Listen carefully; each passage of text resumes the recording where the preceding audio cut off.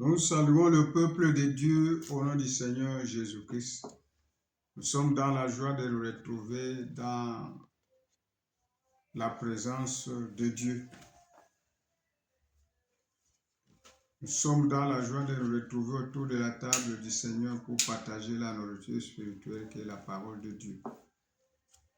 Et lui-même, il a dit, là où vous serez à 2 ou à 3 à mon nom, je suis là.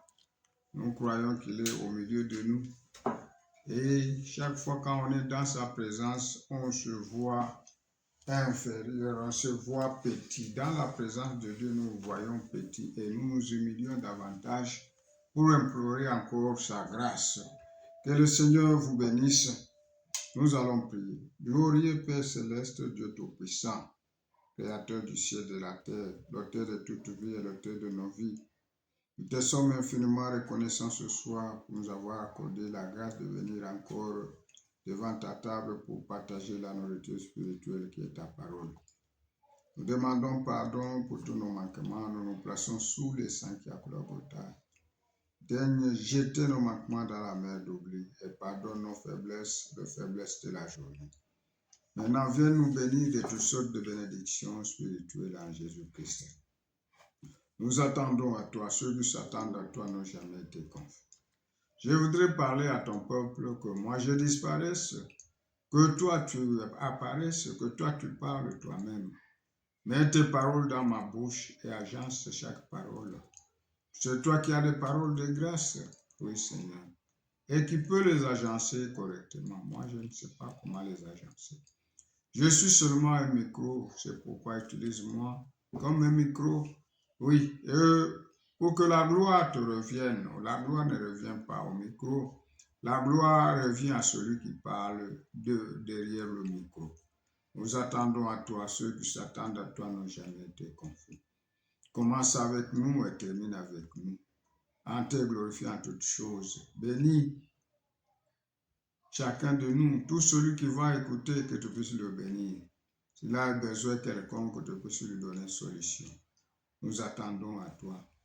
Glorifie-toi du début jusqu'à la fin. Et bénis-nous, et guéris-nous, et sois solution à tous nos problèmes.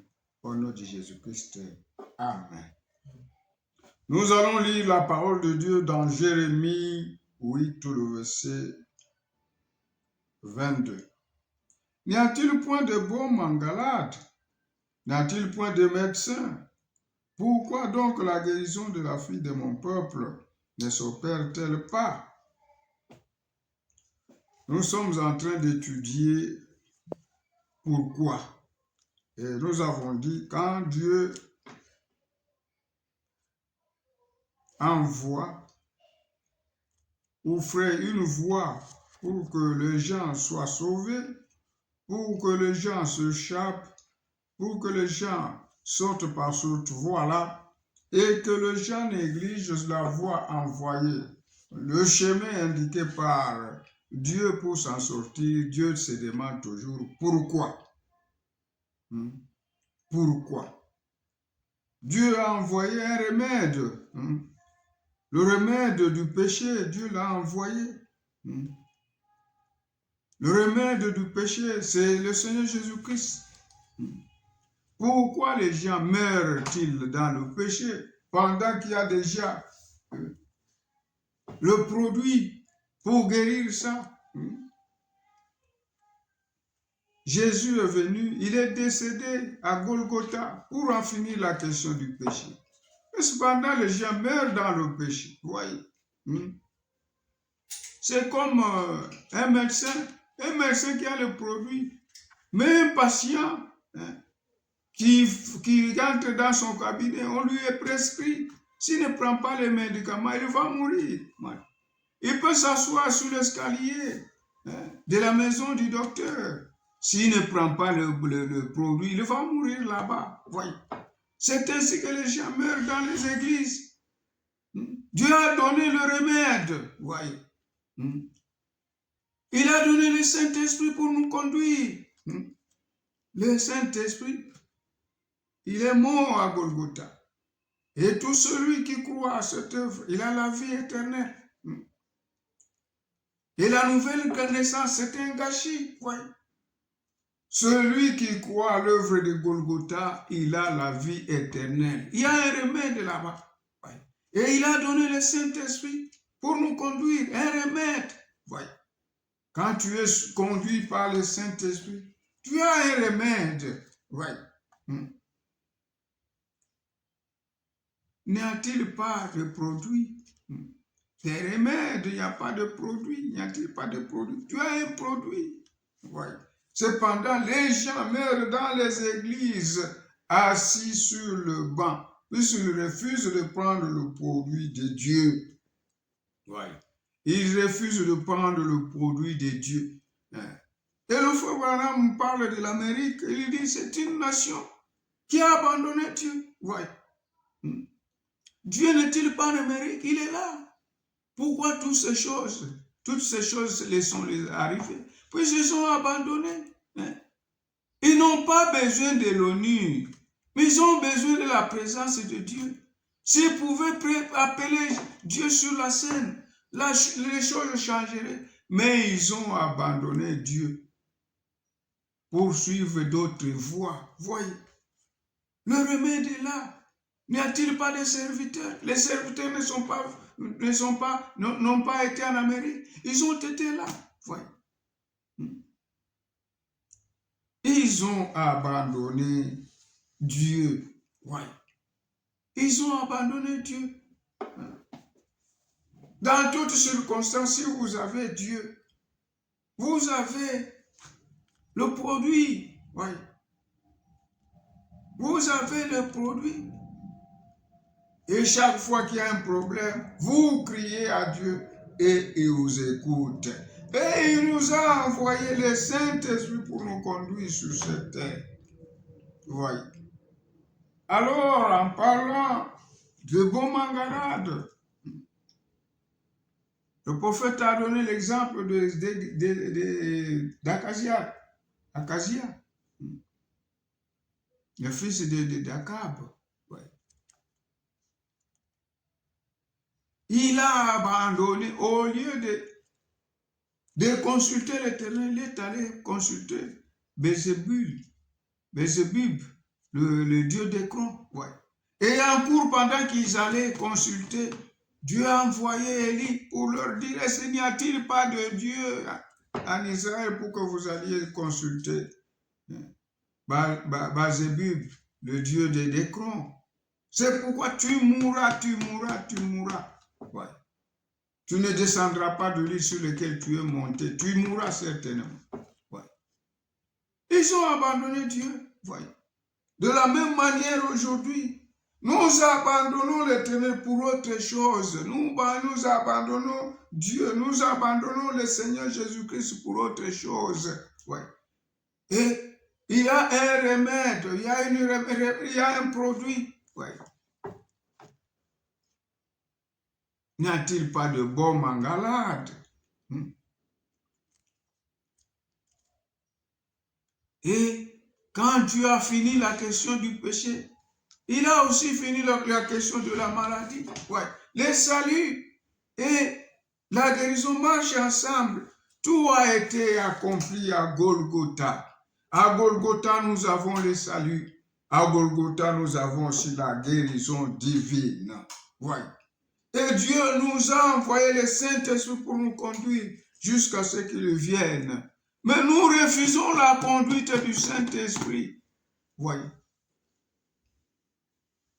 Pour suivre des credos et d'autres choses, on s'inscrit. On va s'inscrire dans un registre. Et les gens meurent sur le banc de l'église. Pourquoi? Ils ne veulent pas, oui. Ils ne veulent pas recevoir le produit que Dieu a envoyé, le produit que Dieu a amené. Voyez. Nous devons naître de nouveau. Pour entrer dans le royaume, nous devons naître de nouveau. Et la nouvelle naissance est aussi un gâchis. Nous devons naître de nouveau. Alors, quand les envoyés d'Acazias sont rentrés, Ils ont dit, Acacia a demandé quelle nature avait cet homme. C'était un vieux velu avec une ceinture. Ah, il a compris que c'était Élie. Et il a envoyé la première équipe des 50 avec leurs dirigeants pour aller dire à Élie de descendre. Et le premier groupe est allé avec brutalité, sans respect. Homme de Dieu, descends. Descends de la montagne, le roi a besoin de toi. Il a dit, si je suis homme de Dieu, que le feu descende du ciel et vous consume. Et le feu est descendu et les a consumés. Le deuxième groupe également. Mais le troisième groupe a été un peu souple avec leur chef. Leur chef est allé s'agenouiller devant l'homme de Dieu, devant Élie, et a demandé grâce. Voyez. Oui. Il a demandé, il a dit que ma vie te soit précieuse, la vie de ces 50 que j'ai ici. Le premier groupe a été brûlé, le deuxième a été brûlé, que nos vies te soient précieuses. Voyez. Alors l'ange de l'Éternel a dit à Élie de descendre pour aller chez Acacias. Et quand il est arrivé là-bas, il lui a dit, tu ne descendras pas de l'île, tu mourras certainement. Voyez. Est-ce qu'il n'y a pas de Dieu que tu as consulté? Il n'y a pas de Dieu. Voyez. Dans ces temps de la fin, Dieu nous a parlé. Dieu nous a retourné à la Bible. Pourquoi nous laissons la Bible et nous allons faire d'autres choses? Ouais.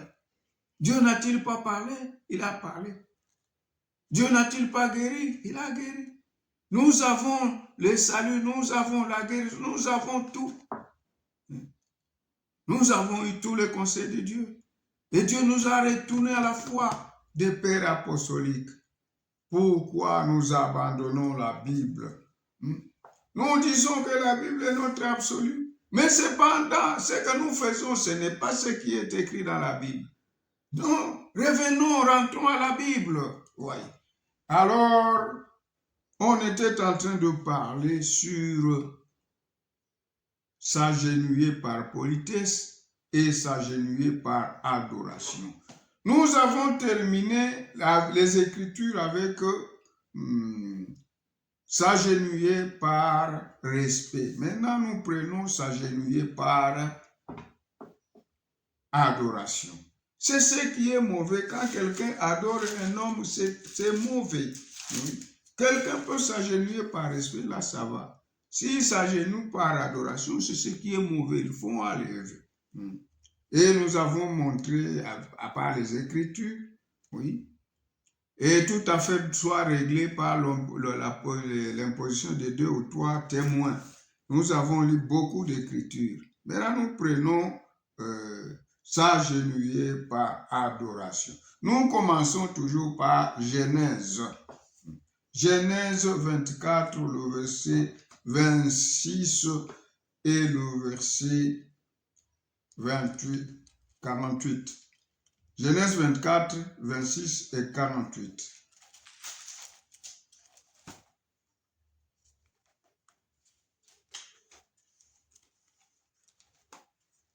Genèse 24, 26 et 48.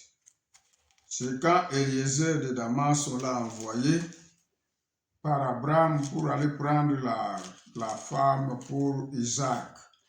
Maintenant, quand il est arrivé au puits, il a prié et Dieu a exaucé sa prière. Maintenant, quand Dieu a exaucé sa prière, il s'est mis à genoux pour adorer le Seigneur. Nous lisons Genèse 24, le verset 26. Nous remontons un peu. 23, nous allons arriver à 26. Il dit, de qui es-tu fille? Dis-le-moi, je te prie. Y a-t-il dans la maison de ton père de la place pour passer la nuit? Elle répondit, je suis fille de Bethuel, fils de Milka et de Nacor. Elle lui dit encore, il y a chez nous de la paille et du fourrage en abondance et aussi de la place pour passer la nuit.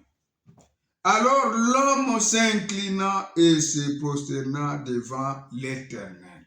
Donc, quand Eliezer de Damas est allé prendre la femme pour Isaac, il est arrivé devant un puits et il a prié.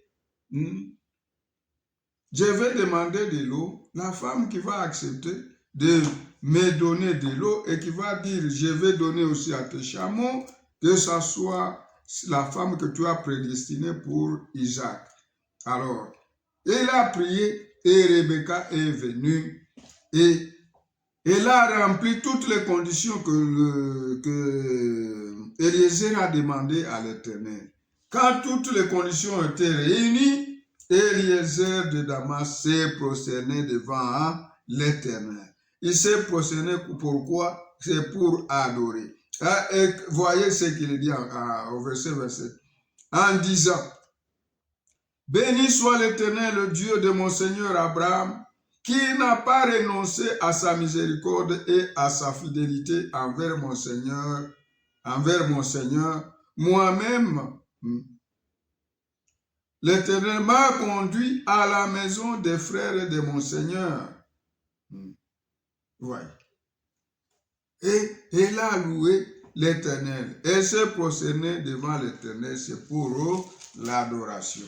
Et nous arrivons au verset 48 également. Il répète ce qui est arrivé quand il est arrivé dans leur maison. Il a répété l'expérience qu'il avait faite. Et en répétant l'expérience qu'il avait faite, il a évoqué aussi ce qu'il a fait en se prosternant devant l'Éternel. Puis je me suis incliné et prosterné devant l'Éternel, et j'ai béni l'Éternel, le Dieu de mon Seigneur Abraham, qui m'a conduit fidèlement afin que je prisse la fille du frère de mon Seigneur pour son fils.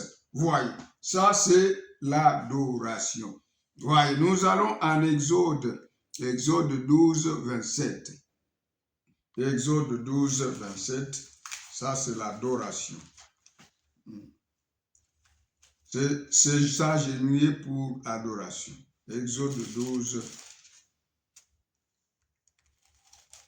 27.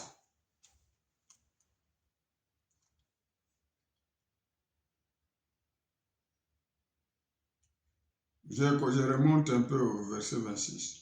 Et lorsque vos enfants vous diront, que signifie pour vous cet usage? Vous répondrez, c'est le sacrifice de Pâques en l'honneur de l'Éternel, qui a passé par-dessus les maisons des enfants d'Israël en Égypte, lorsqu'il frappa l'Égypte, et qu'il sauva nos maisons. Le peuple s'inclina et se prosterna. Ouais.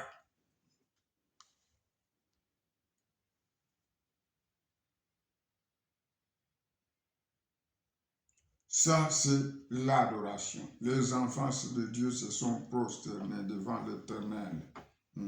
Et les enfants d'Israël s'en allèrent et firent ce que l'Éternel avait ordonné à Moïse et Aaron. Ils firent ainsi. Ouais. Ils se sont prosternés. Exode 24, le verset 1. Exode 24, le verset 1.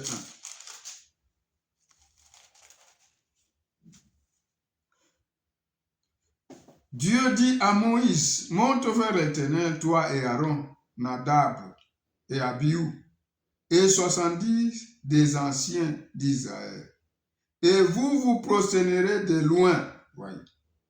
Et vous vous prosternerez de loin. Voyez. S'agenouiller par adoration, pour adorer. Ouais. Ils se sont agenouillés pour adorer. 34, 14. Nous irons mollo jusqu'à l'Apocalypse. On ira jusqu'à l'Apocalypse.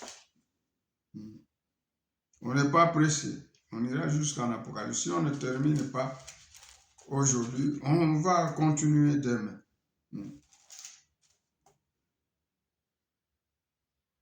Exode 24, le verset 1.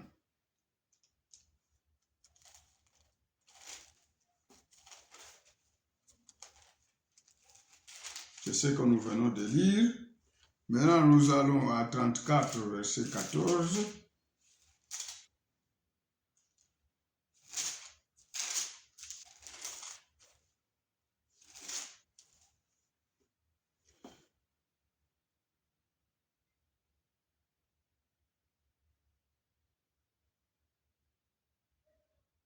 Bon, je remonte au verset 13. Garde-toi de faire alliance avec les habitants du pays où tu dois entrer, de peur qu'il ne soit un piège pour toi. Au contraire, vous renverserez leurs autels, vous briserez leurs statues et vous abattrez leurs idoles. Tu ne te prosterneras point devant un autre Dieu, car l'Éternel porte le nom de jaloux. Il est un Dieu jaloux. Ouais. Tu ne te prosterneras point devant un autre Dieu, car l'Éternel, ton Dieu, porte le nom de jaloux. Il est un Dieu jaloux. Garde-toi de faire alliance avec les habitants du pays, de peur que, se prostituant à leur Dieu et leur offrant des sacrifices, ils ne t'invitent et que tu ne manges de leurs victimes, de peur que tu ne prennes de leurs filles pour tes fils, et que leurs filles, se prostituant à leur Dieu, n'entraînent tes fils à se prostituer, n'entraînent tes fils à se prostituer à leur Dieu. Tu ne te feras point de Dieu en fonte. Ouais. Tu dois te prosterner seulement devant l'Éternel ton Dieu. Ça, c'est l'adoration. Ouais. Alors, nous allons à Josué 7, 6. Nous sautons, nous allons vite. Josué 7, 6.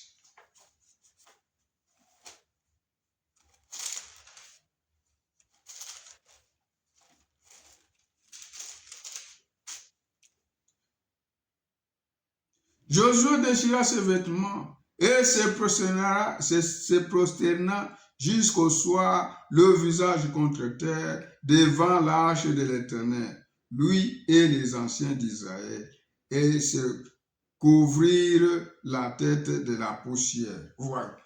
Josué, quand ça n'a pas tenu, non, Dieu ne m'a pas tenu, il est allé se prosterner devant l'arche de l'Éternel, face contre terre. Donc, il est allé se prosterner devant l'Éternel. Quand nous allons devant l'Éternel, nous nous prosternons. Ok. Josué. Nous allons Ésaïe. Maintenant, à Ésaïe 45, Dieu parle au futur. Tout genou fléchira devant moi. Et c'est ce qui s'est accompli dans le Seigneur Jésus-Christ. Ouais. Tout genou fléchira devant nous. Et c'est ce qui s'est accompli. Allons à Ésaïe 45, 23. Il dit au futur, tout genou fléchira devant moi. Ésaïe 45.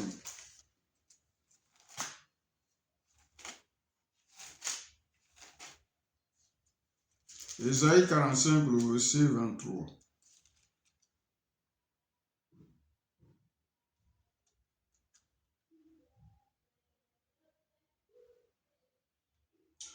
Je le jure par moi-même, la vérité sort de ma bouche, et ma parole ne sera point révoquée. Tout genou fléchira devant moi, toute langue jugera par moi.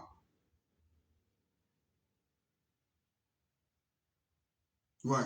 Ça, c'est l'Éternel qui parle en Ésaïe. Voilà, maintenant quand nous allons dans Éphésiens 2, 9 à 11, nous voyons cet accomplissement là-bas. Éphésiens 2, 9 à 11.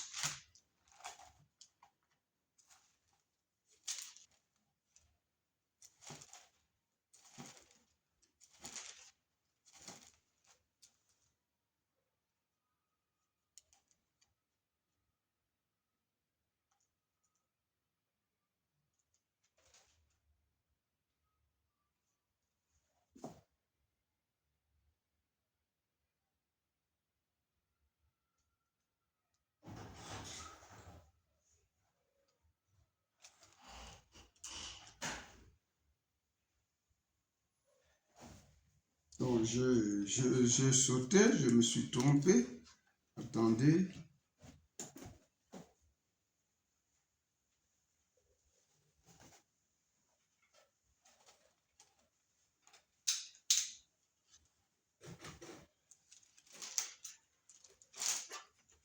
Oui, j'ai perdu l'écriture.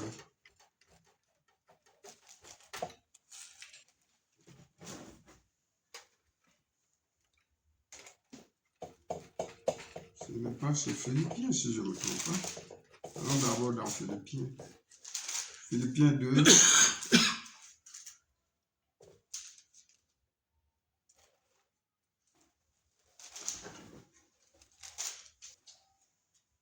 Oui, c'est Philippiens 2. C'est Philippiens 2. Philippiens 2, 9 à 11. C'est pourquoi aussi Dieu l'a souverainement élevé et lui a donné le nom qui est au-dessus de tout nom. Ouais. Afin qu'au nom de Jésus, tout genou fléchisse dans les cieux, sur la terre et sous la terre. Vous écoutez. Hein? C'est Philippiens. C'est Philippiens 2, 9 à 11. Philippiens 2, 9 à 11. Nous relisons encore. Philippiens 2, 1 à 11 et 9 à 11. C'est pourquoi aussi Dieu l'a souverainement élevé et lui a donné le nom qui est au-dessus de tout nom. Afin qu'au nom de Jésus, tout genou fléchisse dans les cieux, sur la terre et sous la terre. Voyez. Ici, il a annoncé, dans Ésaïe 45, 23, il a annoncé, voyez, tout genou fléchira devant moi. Maintenant, l'exécution, disons, l'accomplissement s'est fait ici, en Jésus-Christ. C'est pourquoi aussi Dieu l'a souverainement élevé et lui a donné le nom qui est au-dessus de tout nom, afin qu'au nom de Jésus, tout genou fléchisse dans les cieux, sur la terre et sous la terre, et que toute langue confesse que Jésus-Christ est Seigneur, à la gloire de Dieu le Père. Voyez, là aussi que toute langue jurera par moi. Voyez. C'est la même personne. Vous voyez que Jésus et Dieu, c'est la même personne. Ouais. Alors, Jésus s'est écrié, quand nous allons la mettre, il s'est écrit, tout pouvoir m'a été donné au ciel et sur la terre. Tout genou fléchira devant moi. Voyez. Tout pouvoir m'a été donné au ciel et sur la terre. Ouais. Allons d'abord dans Matthieu 28, 18.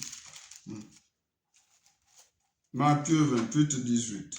Tout pouvoir m'a été donné.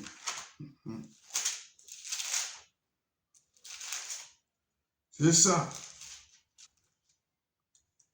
18. Jésus s'étant approché leur parla ainsi. Tout pouvoir m'a été donné dans le ciel et sur la terre.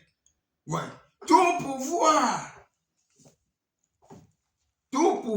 a été donné.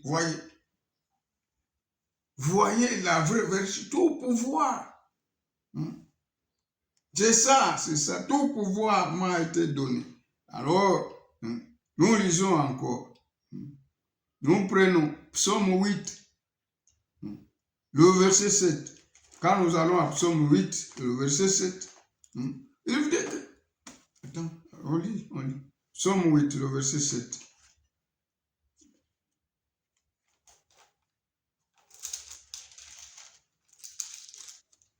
Nous lisons ce qui est écrit dans la Bible. On n'invente pas. Somme 8, le verset 7. Tu lui as donné la domination sur les œuvres de tes mains. Tu as tout mis sous ses pieds. Voyez. Tu lui as donné la domination sur les œuvres, sur les œuvres de tes mains. Tu as tout mis sous ses pieds. Voyez. Tout a été mis sous les pieds de Jésus-Christ. Voyez. Tout a été mis sous les pieds de Jésus-Christ. Tout. Ouais. C'est différent. C'est différent. Dans le respect, nous avons vu dans le respect, ça, c'est l'adoration, tout pouvoir. Donc, nous devons lui rendre gloire. Nous devons lui rendre l'honneur. Tout chez lui. Tout a été soumis sous ses pieds. Voyez. Matthieu 11. Matthieu 11. Matthieu 11, le verset 27.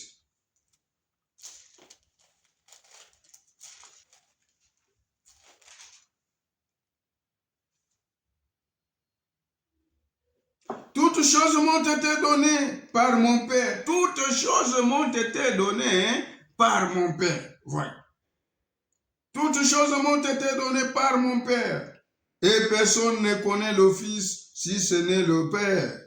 Et personne non plus ne connaît le Père si ce n'est le Fils. Et celui à qui le Fils veut le révéler. Si le Fils te révèle, tu verras que Jésus, c'est lui le Dieu. Ouais. Il s'est appelé Père quand il a créé toutes choses. Il s'est appelé Fils quand il a pris un corps humain pour nous sauver. Ouais. C'est la même personne. Ouais. C'est pourquoi il dit, personne ne connaît le Père si ce n'est le Fils. Ni personne ne connaît le Fils si ce n'est que le Père. Et celui à qui le Fils veut le révéler. Il dit, toutes choses ont été données, toutes choses m'ont été données par mon Père. Toutes choses. Ouais. Il n'y a pas ce qui est resté qui ne soit soumis au Seigneur Jésus-Christ. Alors, Luc 10, 22. Luc 10, 22.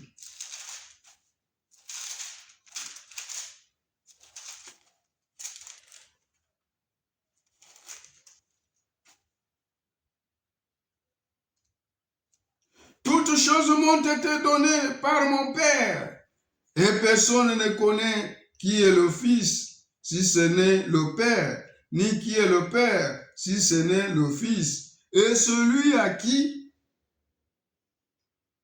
le Fils veut le révéler. Voilà. Toutes choses ont été données au Seigneur Jésus-Christ. Jean 3, 35.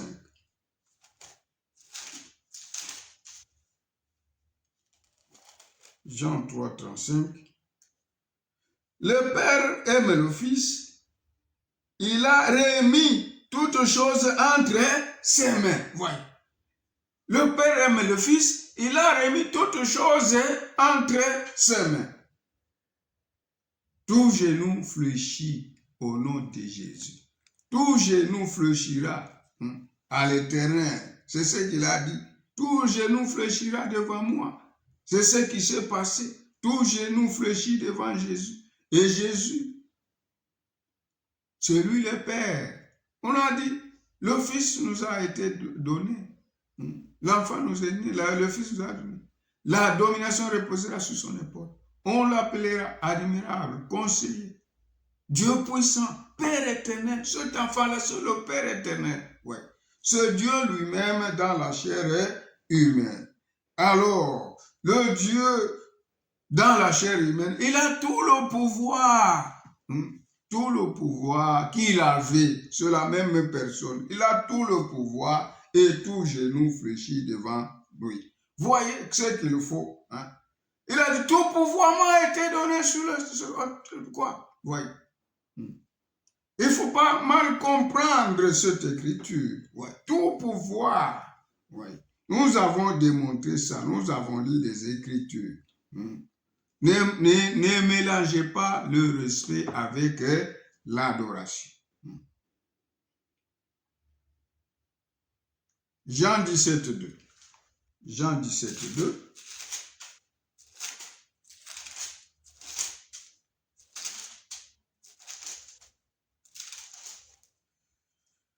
Selon que tu lui as donné pouvoir sur toutes choses. Ouais. Je remonte au verset 1.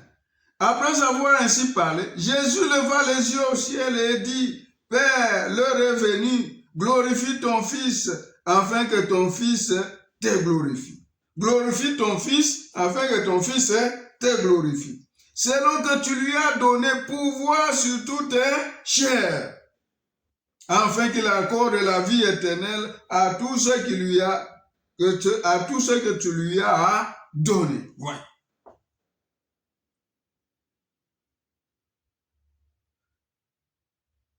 Tu lui as donné pouvoir sur toute chair.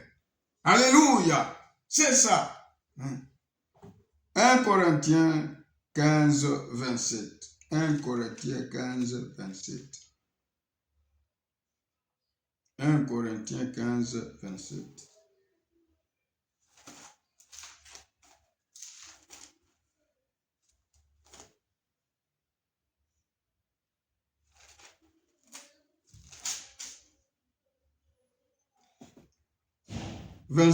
Dieu, en effet, a tout mis sous ses pieds. Ouais.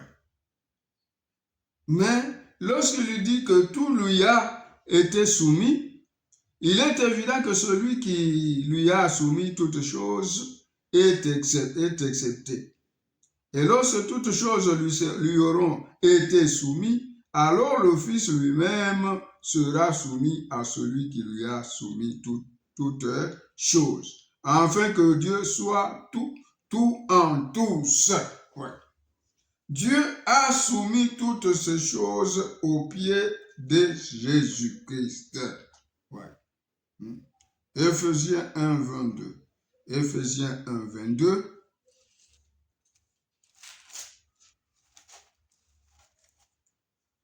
Éphésiens 1, 22.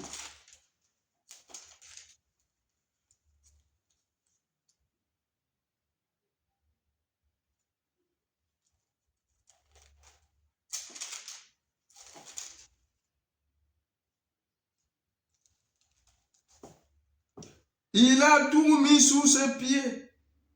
Et il a donné pour chef suprême à l'Église, qui est son corps, la plénitude de celui qui remplit tout en tout. Ouais. Il a tout mis sous ses pieds. Ouais. Hébreux 2, 8.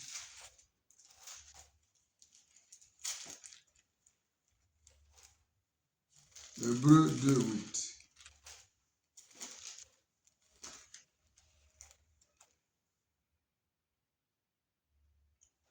Tu as mis toutes choses sous ses pieds. Ouais.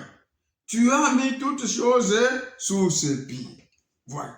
Tout pouvoir m'a été donné au ciel et sur la terre. Maintenant, retournons encore, continuons avec Matthieu. Voilà. Nous sommes toujours pour s'agenouiller pour adoration. Matthieu 14, 23.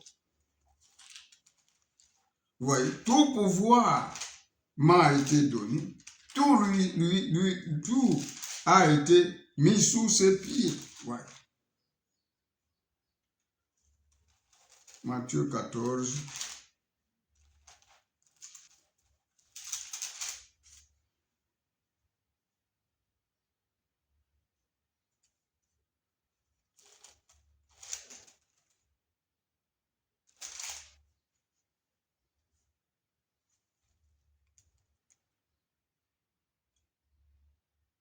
Matthieu 14, 23.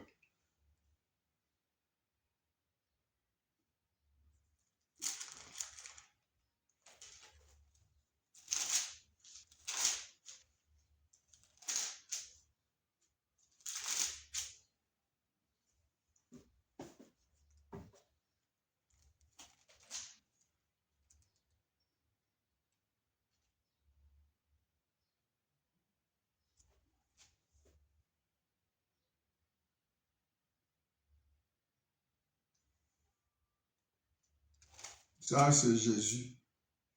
Nous allons à 33. Nous allons à 33. Matthieu 14, 33. Ici, c'est à 22, c'est quand Jésus est monté, il a laissé les apôtres continuer, ils étaient montés à la barque, mais lui, il était parti pour la montagne. Et après, quand il y a eu beaucoup de vent, il est venu marchant sur des eaux. Alors, c'est ça ce que... Nous, comme nous remontons un peu à 30. Nous remontons à 30.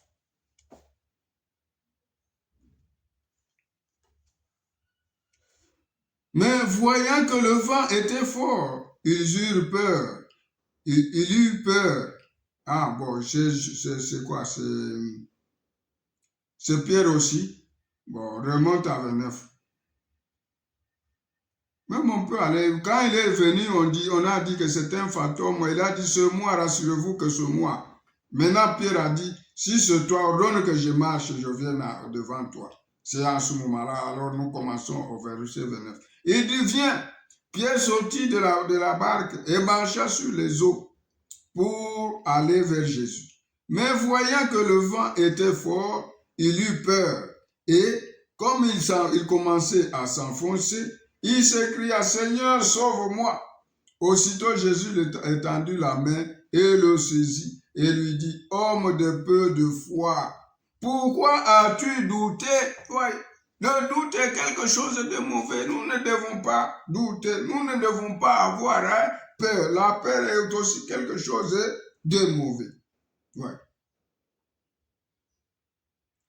Et ils montèrent dans la barque et le vent cessa. Maintenant, écoutez maintenant. Ceux qui étaient dans la barque, au verset 33, ceux qui étaient dans la barque vinrent se prosterner devant Jésus. Ouais. Quand ils ont vu cela, ceux qui étaient dans la barque vinrent se prosterner devant Jésus et dirent, tu es véritablement le Fils de Dieu. Ouais. Quand ils ont vu cela, même la mer s'est calmée. Ils sont entrés dans la barque. Ceux qui étaient dans la barque se sont prosternés devant Jésus et ils ont dit, soyez, s'est prosterné par adoration. Tu es véritablement le Fils de Dieu. Ouais. Tu es véritablement le Fils de Dieu. Matthieu 28, le verset 17. Matthieu 28, le verset 17. Enfonçons.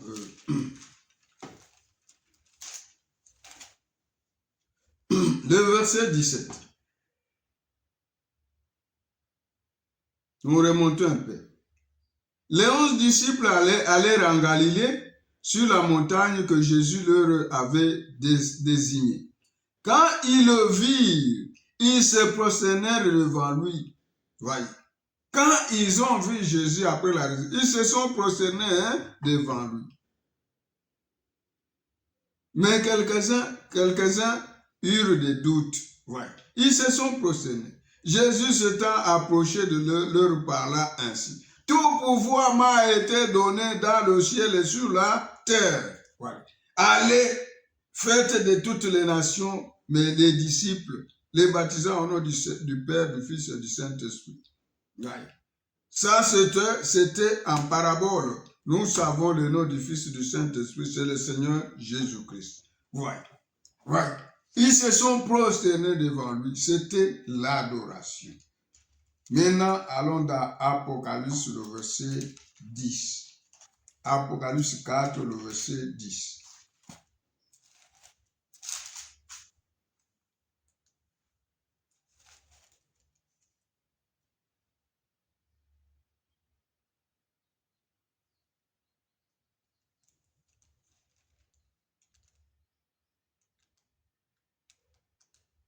Apocalypse 4, le verset 10.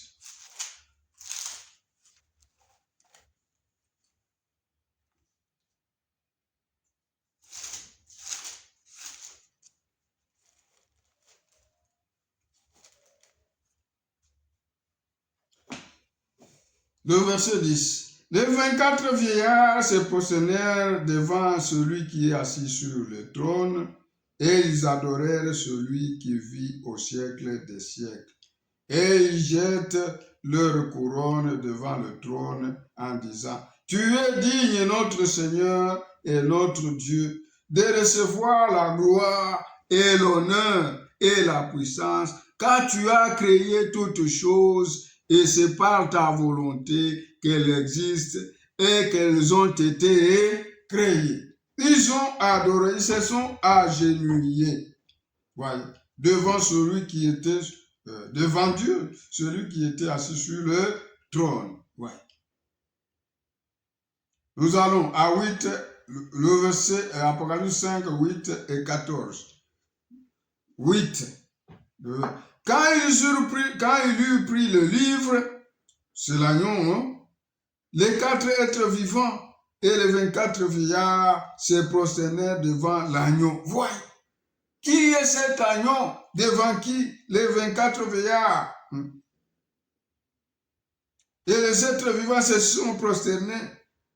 Cet agneau-là, c'est qui? C'est Dieu lui-même, Jésus-Christ, voilà, l'agneau de Dieu. Jésus-Christ, c'est Dieu lui-même. Et les 24 vieillards et les 4 êtres vivants se sont prosternés devant Jésus-Christ, devant l'agneau qui a été immolé. Oui. Tenant chacun une harpe et une coupe d'eau remplie de parfum, ils sont les prières des saints. Ouais. Ils se sont agenouillés, ils se sont prosternés devant l'agneau pour l'adorer. Et l'agneau n'est rien d'autre que Dieu lui-même. Ouais. Ça, c'est l'adoration. Nous allons à 14. Et les 4 êtres vivants disaient Amen. Et les 24 vieillards se prosternèrent et adorèrent. Ouais. Les 24 vieillards se sont prosternés et adorèrent. Alors nous allons à Apocalypse 22. Apocalypse 22.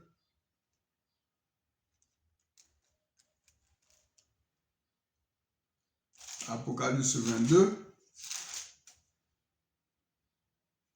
Le verset 8 et 9. C'est moi, Jean, qui ai entendu et vu ces choses. Et quand j'eus entendu et vu, j'ai tombé aux pieds de l'ange qui me les montrait pour l'adorer. Il est tombé à ses pieds. Pourquoi? Pour l'adorer. C'est mauvais. C'est ce qui est mauvais. Et c'est pourquoi l'ange lui a dit, ne fais pas.